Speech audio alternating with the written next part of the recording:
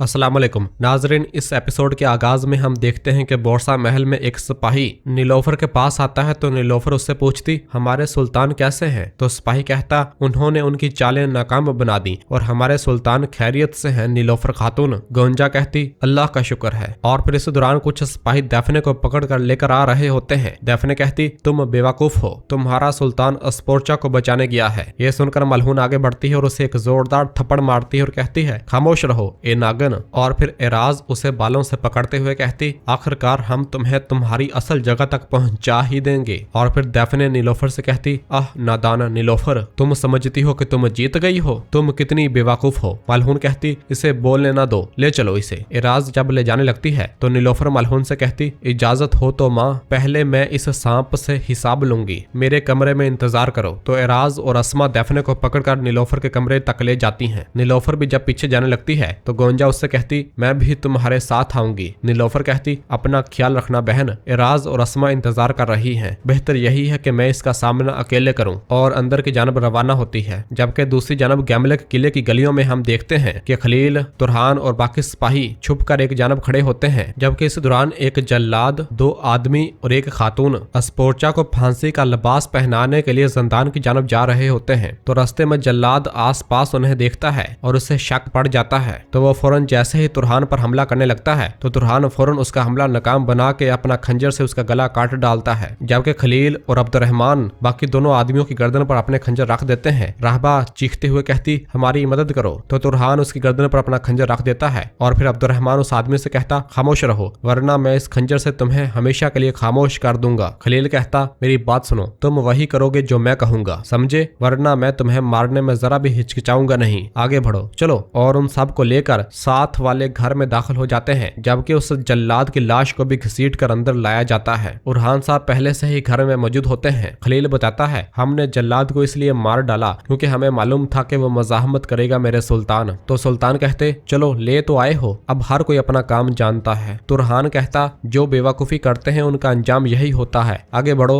और देखो। और वो सब ऊपर की जानब रवाना होते हैं। और फिर अगले ही लम्हे फातिमा और फलादियुस भी उस घर के अंदर दाखिल हो जाते हैं और उरहान के पास आते हैं। उरहान साहब पूछते क्या तुमने सूरत हाल का जायजा लिया, अंद्रयास के मंसूबे और चालें क्या है। फलादियुस कहता वो हर गली और हर मोड़ पर बड़ी तादाद में और मुकम्मल तैयारी के साथ मौजूद है। फातिमा कहती उन्होंने लोगों में आग भड़का दी है और हर कोई सजाए मौत देखने के लिए मैदान की तरफ दौड़ पड़ा है। उरहान कहता ये अच्छा है कि मुकामी लोग मैदान में हैं, हम उनमें छुप जाएंगे, लेकिन अगर वो वाकई इतनी बड़ी तादाद में है जैसा कि तुम कह रहे हो तो हमें बुरान साहब और उनके दस्ते का इंतजार करना चाहिए। फातिमा कहती अगर शहजादी अस्पोर्चा को उनके आने से पहले ही कत्ल कर दिया गया तो। सुल्तान कहते अगर ऐसा हुआ तो हम फौरन कार्रवाई करेंगे। और फलादियुस से कहते हैं तुम मैदान पर नजर रखने वाले किसी एक बुर्ज पर चढ़ जाओगे और तीरों से हमारी मदद करोगे। और तुम फातिमा इस राहबा का भेष अख्तियार करोगी जिसका वो मैदान में इंतजार कर रहे हैं। चलो। ये सुनकर फातिमा ऊपर की जानब जबकि फलादियुस बाहर की जानब रवाना हो जाता है।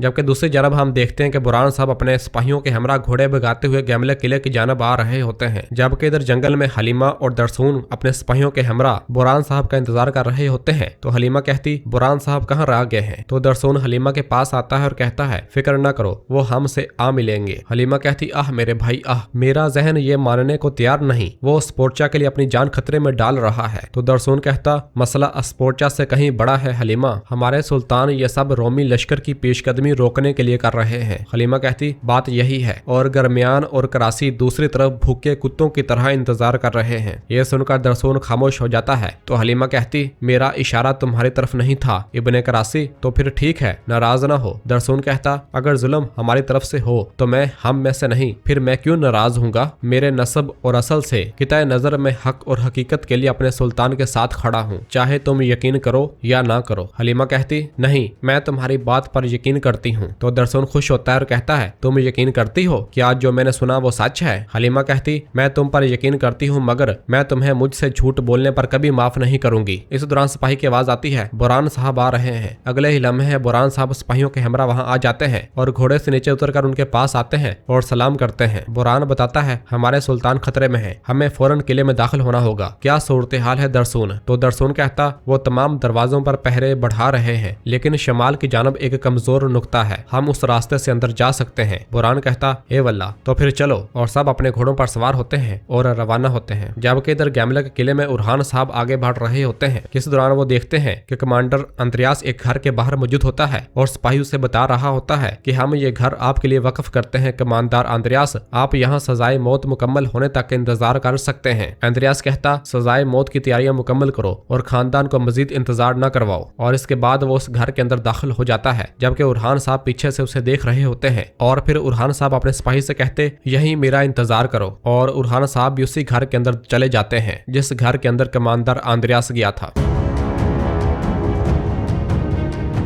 जबकि दूसरी जानब जिंदान में शहजादी अस्पोर्चा बैठी हुई होती है कि इस दौरान फातिमा राहबा का लिबास जेबतन किए अस्पोर्चा के लिए लिबास लेकर आती है। अब्दुर्रहमान और खलील भी उनके साथ होते हैं। फातिमा पहरेदारों से कहती, मैं कैदी औरत को तैयार करती हूँ, दरवाजा खोलो। तो सिपाही दरवाजा खोल देते हैं। फातिमा अंदर दाखिल होती है तो कहती, मुझे चाबी दो, और उनसे कहती, तुम बाहर चले जाओ। तो सिपाही बाहर रवाना हो जाते हैं और फिर फातिमा जैसे ही जिंदान का ताला खोल रही होती है, अस्पोर्चा फातिमा को देखकर कहती, फातिमा खातून, और फौरन उठ खड़ी होती है और पूछती, तुम यहाँ क्या कर रही हो? फातिमा कहती, हम आपको बचाने आए हैं शहजादी, वक्त नहीं है, ये कपड़े पहन लो। अस्पोर्चा कहती, नहीं, ये नामुमकिन है, हर तरफ फौजी हैं, हम यहाँ से जिंदा नहीं निकल सकते। फातिमा कहती, तुम ठीक कह रही हो, हमारी तादाद कम है, अगर हमें बुरहान साहब ना मिले तो हम सब यहाँ दफन हो जाएंगे। अस्पोर्चा कहती, ये मुमकिन नहीं, मैं तुम्हारे साथ ऐसा नहीं कर सकती फातिमा, तुम चली जाओ, अब ये मेरी जंग है। फातिमा कहती, ये हमारी जंग है, ये हम सब की है, ये हमारे सुल्तान का हुक्म है, हम आपको यहाँ से बचाएंगे। तो अस्पोर्चा कहती, उरहान साहब, क्या वो वाकई आए हैं? तो फातिमा कहती, जी हाँ, वो यही हैं, उन्होंने आपके लिए अपनी जान खतरे में डाल दी है। और फिर कपड़े देते हुए कहती, अब तैयार हो जाओ, चलो। तो अस्पोर्चा वो लिबास पकड़ लेती है। जबकि इधर कमांडर अंद्रयास जब एक घर के अंदर मौजूद होता है तो उसका सिपाही उसके पास आकर बताता है, करासी ओगलू दरसून साहब पहुंच चुके हैं। अंद्रयास कहता, उन्हें अंदर आने दो। और फिर अगले ही पल उरहान साहब कमरे के अंदर दाखिल होते हैं और अंद्रयास के पास आते हैं, जो कि दरसून बनकर आए हुए होते हैं, और आकर कहते, कुस्तुनतुनिया का खूनी कुल्हाड़ा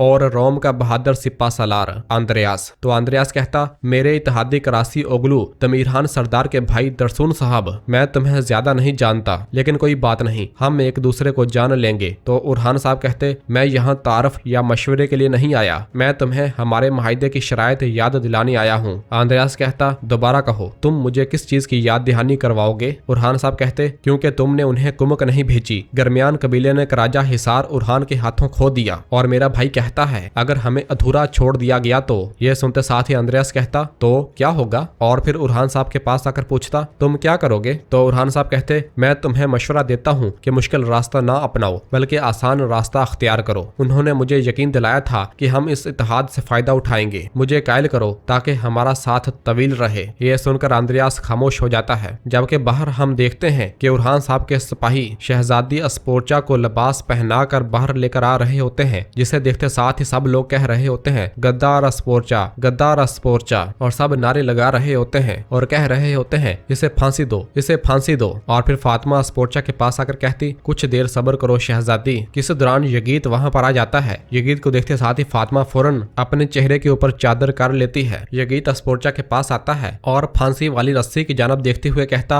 आह शहजादी आह, हमारी गलतियां हमें ऐसी जगहों पर ले आती हैं, बदकिस्मती से। अस्पोर्चा कहती, तो सारे बुज़दिल एक ही जगह जमा हो गए हैं, तुम्हारा गद्दार बाप कहाँ है यगीत? ये हरकतें तुम पर बिल्कुल नहीं जचती, क्या तुम जानते हो तुम अब तक के सबसे बुज़दिल आदमी हो? तो यगीत कहता, और तुम अब तक की सबसे मुर्दा शहजादी हो, लेकिन फिर भी तुम बहादुरी का दिखावा कर रही हो। अस्पोर्चा कहती, मेरे पास डरने के लिए कुछ नहीं है, दरअसल डरना तुम्हें चाहिए। उरहान साहब तुमसे तुम्हारी इस गद्दारी की कीमत वसूल करेंगे। यह सुनते साथ ही यगीत कहता, उरहान, वो तुम्हें बचाने के लिए यहाँ आएगा? तो अस्पोर्चा अपनी नजरें चुरा लेती है। यह सुनकर यगीत हंसता है और कहता है, अगर ऐसी बात है तो मैं जाकर अंद्रयास को इस सूरत-ए-हाल के बारे में बताता हूँ, आखिरकार वो सुल्तान है, उनका इस्तकबाल करते हैं। मेरा तो यह मशवरा है कि हम तुम दोनों को एक साथ लटका दें, चूंकि वो यहाँ आने वाले हैं। इस पर अस्पोर्चा खामोश हो जाती है। तो यगीत कहता, क्या हुआ शहजादी, तुम खामोश हो गई, तुम्हारी आवाज बंद हो गई? अस्पोर्चा कहती, तुम बुज़दिल हो, तुम साजिशें करते हो और पीठ में चुरा घोंपते हो, जैसा कि तुमने फिलादियोस के साथ किया। यगीत कहता, मैं बुज़दिल नहीं हूँ, इसे इसे बुजदली नहीं कहते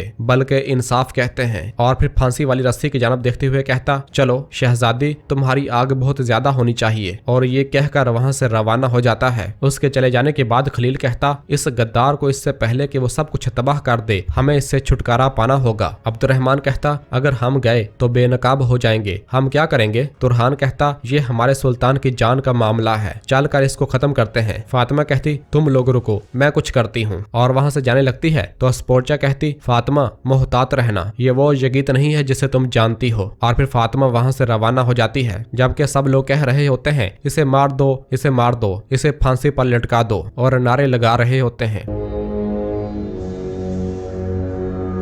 और नाजरीन इसी जगह पर एपिसोड खत्म करते हैं। मिलते हैं बहुत जल्द अगली एपिसोड के साथ। वीडियो को लाइक कर दें और जिन दोस्तों ने अभी तक चैनल सब्सक्राइब नहीं किया वो जल्दी से चैनल सब्सक्राइब कर दें और बेल आइकन यानी घंटी वाले निशान को भी प्रेस कर दें ताकि आने वाले एपिसोड्स आपको बआसानी मिल सकें। दुआओं में याद रखें। अल्लाह हाफिज।